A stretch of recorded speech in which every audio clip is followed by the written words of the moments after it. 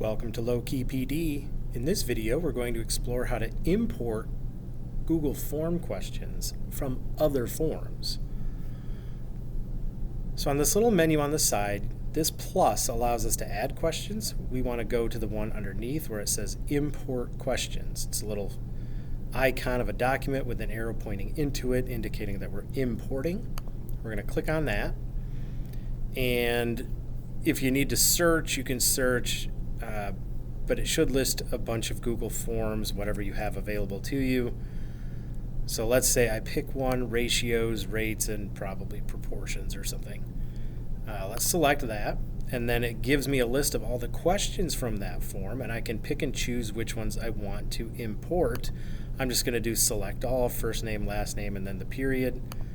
So I click on that and notice it automatically imports those questions. I have a question for first name, a question for last name, and a question for period. So if you have questions in other forms that you'd like to be able to reuse without having to retype all that and recreate all that stuff, you can actually import those questions into the form you're creating, and that will save you a bunch of time and effort.